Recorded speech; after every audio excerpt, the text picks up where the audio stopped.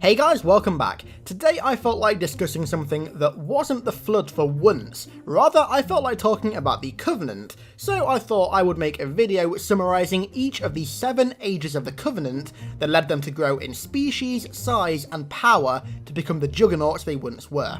So if you enjoy the video, do not forget to leave a like down below. Let's go for 500 again.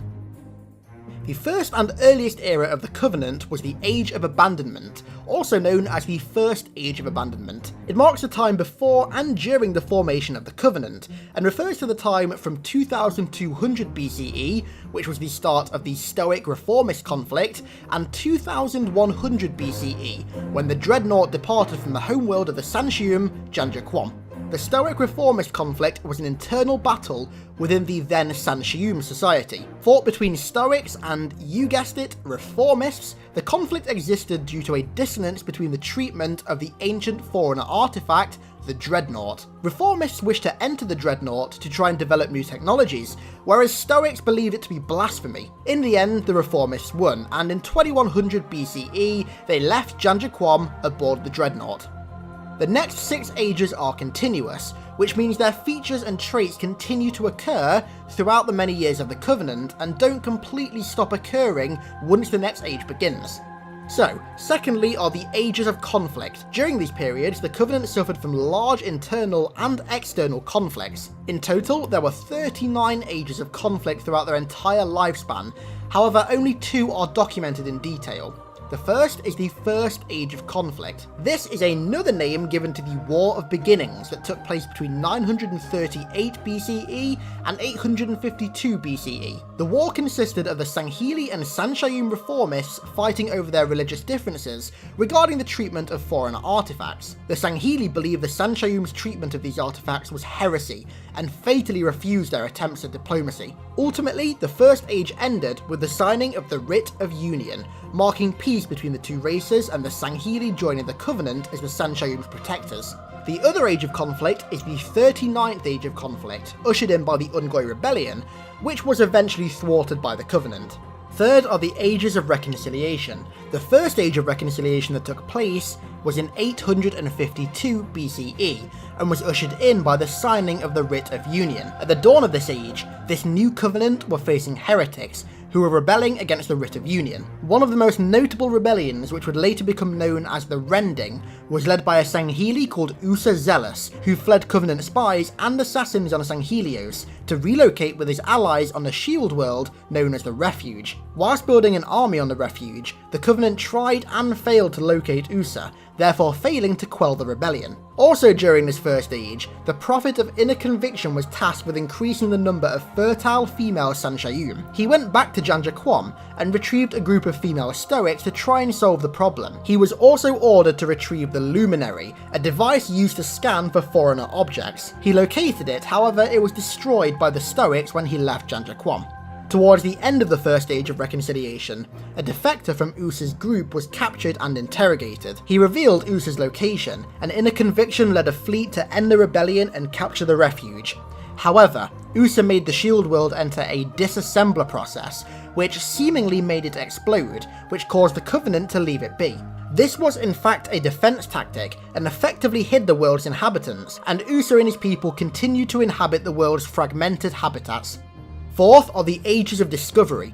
During these ages, the Covenant underwent great technological advancements, along with the discovery of many foreigner relics. During this age, the greatest discovery in the history of the Covenant was made by the Sanshayum and the Huragok, the Halo Array. This kickstarted the entire Covenant religion, worshipping the foreigners as gods, and the belief that firing the array would lead them to salvation, also known as the Great Journey. Fifth are the Ages of Conversion.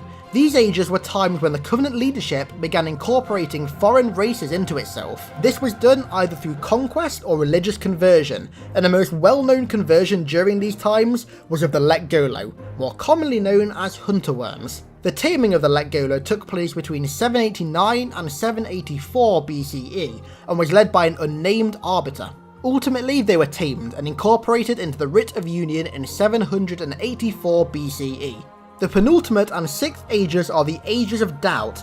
During these ages, the conflicts that arise during the ages of conflict are resolved. For example, the 23rd Age of Doubt, the final one, followed on from the 39th Age of Conflict, when the Ungoi Rebellion destabilised the entire Covenant. It lasted until they discovered humanity, and also until the Hierarchs at the time were replaced.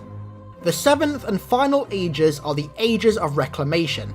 These are the ages when the search for the Halos finally began. The most well-known age is the 9th Age of Reclamation, in which the Human Covenant War occurred, along with the Great Schism and the fall of High Charity. The 9th Age began in 2525, when Harvest was encountered by the Covenant. A luminary in the Covenant's possession showed that Harvest was filled with foreigner glyphs, of which they misinterpreted as meaning reclamation, when they actually meant reclaimer. It also turned out that every glyph was on a human, as they were the true reclaimers of the Foreigners. When the Prophet of Truth found out, he knew the gravity this error held, and he knew that it could destroy the entire religion and mark the Great Journey as false. Therefore, humanity were formally declared as heretics, who threatened Holy Foreigner relics and worlds, and thus opposed their religion. Truth also believed that a war against humanity could lead them to discover other relics the Covenant could reclaim, but more importantly, it'd lead them to the discovery of the Halo Rings, which would set in motion the Great Journey. The rest is history. The Covenant caused the death of an estimated 23